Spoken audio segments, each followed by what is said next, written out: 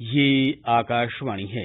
प्रस्तुत है कार्यक्रम सुर्खियों में। इसके अंतर्गत सुनिए 1.5 साल में 10 लाख नौकरियों के लक्ष्य की तैयारियों पर चर्चा। इसमें भाग ले रहे हैं राजनीतिक विश्लेषक शिवाजी सरकार और आकाशवाणी संवाददाता सोनू सूद। प्रधानमंत्री नरेंद्र मोदी ने विभिन्न सरकारी विभागों और मंत्रालयों से कहा है कि वे 10 लाख लोगों की नियुक्ति अगले 1.5 वर्षों में मिशन मोड पर करें। आपसे जानना चाहेंगे श्री सरकार, ये जो महत्वाकांक्षी आज अनाउंसमेंट हुई है जिसमें एक टारगेट दिया गया है 1.5 वर्षों का, जिसमें 10 लाख लोगों की नियुक्ति करने की बात कही गई है गवर्नमेंट डिपार्टमेंट्स में, मिनिस्ट्रीज में, रिव्यू करने के बाद वहां के ह्यूमन रिसोर्स डिपार्टमेंट्स को, कैसे देखते हैं आप इस डेवलपमेंट को?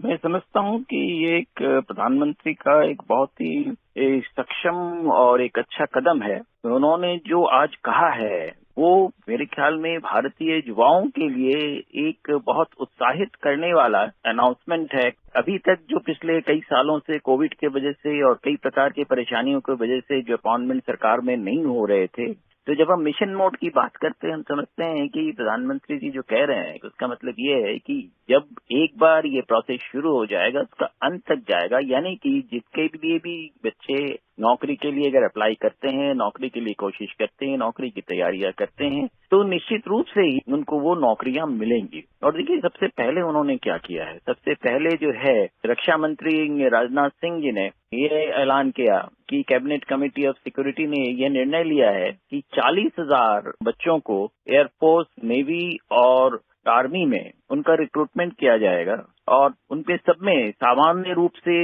बिल्कुल जो है उनकी कुछ न कुछ स्किलिंग होगी, जो आईटी के बारे में जानते होंगे और इस तरह के, क्योंकि नेवी और एयरफोर्स में बहुत ज्यादा तकनीकी लोगों की जरूरत होती है, आजकल आर्मी में भी होती है बहुत तरह की चीजों को करने के लिए। और साथ साथ जो है बहुत सारे जो काम होते हैं उन सारी चीजों को करने का उनमें एक जज्बा होना चाहिए जो आर्मी के लिए जरूरत होती है। या तो लोगों को 4 साल के लिए अपॉइंट किया जाएगा और उनको 4 लाख से 6 लाख रुपए सालाना मिलेगा, तो ये काफी अच्छी रकम है। और अगर नौकरी 4 साल बाद नहीं रहती है तो उनको करीब 12 लाख रुपए जो है उनको दिए जाएंगे। उसके अलावा भी और कई तरह के बेनिफिट्स उनको मिलेंगे और उनमें से कम 25% को यह अवसर दिया जाएगा कि वो जो है रेगुलर सर्विस में जो है आर्मी, नेवी, एयरफोर्स के उसमें भी एब्जॉर्ब हो सके। तो ये एक देखिए एक शुरुआत है कि आर्मी, नेवी, एयरफोर्स में अभी कई पिछले दिनों से ये चल रही थी बात कि हर जगह कहीं न कहीं वैकेंसीज हैं और उनको जो है मैन पावर की जो है जरूरत भी है। पर अब इन्होंने ये किया है कि मैन पावर जो है शॉर्ट टर्म के लिए होगा, इससे सरकार के ऊपर जो भविष्य के जो बोझ होते हैं वो कम हो जाएंगे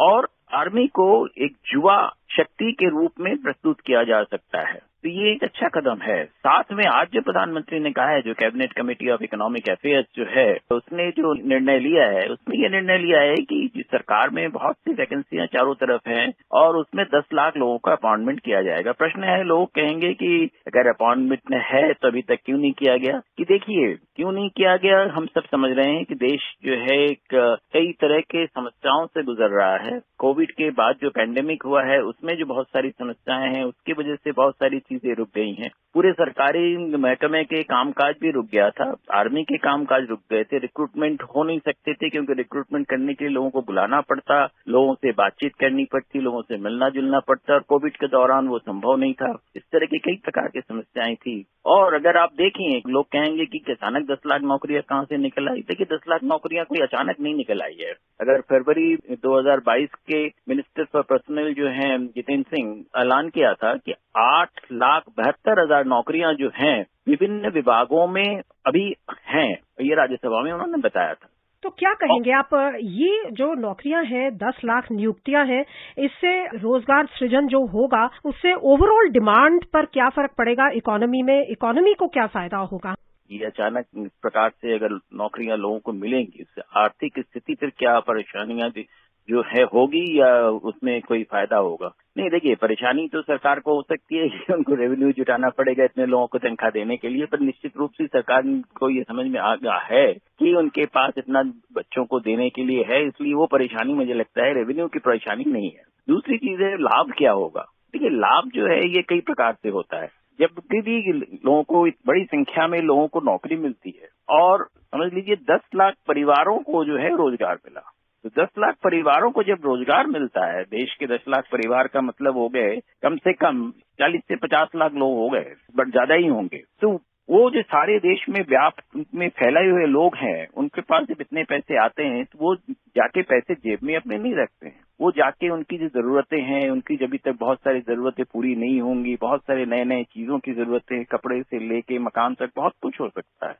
तो उन सारी चीजों में जाके वो निवेश करेंगे। जब निवेश करेंगे तो मैन्युफैक्चरिंग सेक्टर जो है वो बढ़ेगा। जब निवेश करेंगे तो बहुत से और जो डिमांड्स हैं, चाहे खाने के क्षेत्र में हो, रेस्टोरेंट के क्षेत्र में हो, ट्रैवल के क्षेत्र में हो, कंस्ट्रक्शन के क्षेत्र में, हर तरफ जो है फिर वो जब निवेश जाता है। तो पब्लिक सेक्टर जॉब्स के साथ साथ आप कह रहे हैं कि प्राइवेट सेक्टर में जॉब्स को भी बढ़ावा मिलेगा, अपॉर्चुनिटीज क्रिएट होंगी? निश्चित रूप से। देखिए, अगर हम ईपीएफ की रिपोर्ट को देखें तो उन्होंने ये बताया है कि पिछले 2 सालों में करीब 8 लाख लोगों को विभिन्न प्रकार की नौकरियां प्राइवेट सेक्टर में मिली हैं, प्राइवेट इंडस्ट्रीज में मिली हैं। यानी कि ये जो ग्रोथ का पैटर्न है, सरकार जो है हर चीज के ग्रोथ को मदद करती है। ये माना जाता है केनीशियन इकोनॉमिक्स में सरकार जब खर्च करती है उससे जो विकास होता है वो चारों ओर होता है। तो ये विकास जो है इससे सबसे ज्यादा मुझे लगता है कि जो प्राइवेट सेक्टर है उसको फायदा होगा कि उनकी जो डिमांड रुक गई है। देखिए, अभी भी ये जो आरबीआई का जो मॉनेटरी पॉलिसी कमेटी की रिपोर्ट आई है या आरबीआई का जो कंज्यूमर कॉन्फिडेंस सर्वे आया है, उसमें यही बताया गया है कि लोगों में बाजार जाने की हिम्मत नहीं है। तो ये लोगों में बाजार जाने की जब हिम्मत बढ़ जाती है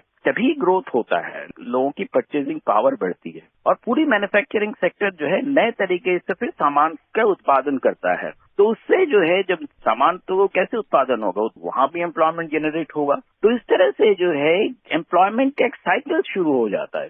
ये आप समझ लें कि 8,72,000 नौकरियां हैं, यही नहीं है। अगर हम देखें, सरकार ने बहुत से सैंक्शन पोस्ट, बहुत से पड़े हुए और लगभग 30 लाख के करीब सैंक्शन पोस्ट है। तो मैं समझता हूं कि सरकार में भी ये जो एम्प्लॉयमेंट का सिलसिला अभी शुरू होने जा रहा है वो पहला ही मौका है जिसमें ही किया जा रहा है। उसके बाद जो है और भी ग्रेजुअली धीरे धीरे और भी एम्प्लॉयमेंट जो है किए जाएंगे, क्योंकि सरकार में जितना वैकेंसीज हैं वो अगर पूरे नहीं होंगे तो सरकार के कामकाज पर भी असर आता है। बहुत सी जगह एडहॉक में या कॉन्ट्रैक्चुअल जॉब में लोग को लिया गया है। तो इसलिए जो लोग अभी कह रहे हैं कि सरकार जो है एम्प्लॉयमेंट नहीं कर रही है, निश्चित रूप से सरकार के सामने समस्याएं थी। यूक्रेन का वॉर है, बहुत ज्यादा महंगाई है, इन सारी चीजों को देखते हुए कोविड की सिचुएशन की समस्याएं रही हैं और सरकार के पास अगर आप देखें -23.9 यानी कि करीब 24% का जो है 2 साल पहले जो है ग्रोथ रहा है। तो माइनस ग्रोथ से एक प्लस ग्रोथ अभी जो आरबीआई कह रही है कि 7.2% का ग्रोथ होगा,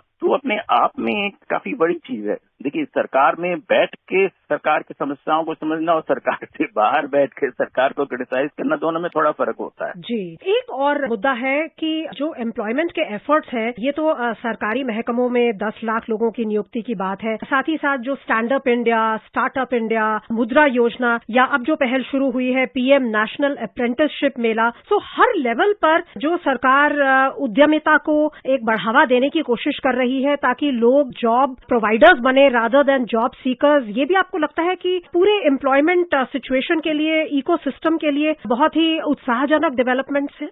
पर निश्चित रूप से ही जब एक तरफ से काम होता है तो बाकी चारों तरफ से ही जो है ये डेवलपमेंट हमें दिखाई पड़ते हैं। और स्टैंड अप, मुद्रा और ये सारी चीजें जो हैं उनमें निश्चित रूप से ही उनमें बढ़ोतरी होगी। सरकार इसी तरह से अगर आगे काम करती रहे तो मैं समझता हूं कि जो बहुत सारी समस्याएं हमारे सामने भी आई हैं उनका समाधान संभव है। क्योंकि भारत में सबसे ज्यादा जो है, अगर मैन पावर हम देखें हम तो सबसे ज्यादा है, मेक इन इंडिया करने की ताकत भी भारत में है। तो मैं समझता हूं कि जो खास करके क्रिटिक्स हैं जो कहते हैं कि सरकार के उसमें नौकरियां उतनी नहीं हो पा रही हैं, तो मैं समझता हूं कि अगर नौकरियां होंगी और इस तरह से सरकार अगर सारे काम करेंगी तो निश्चित रूप से ही देश का भला होगा।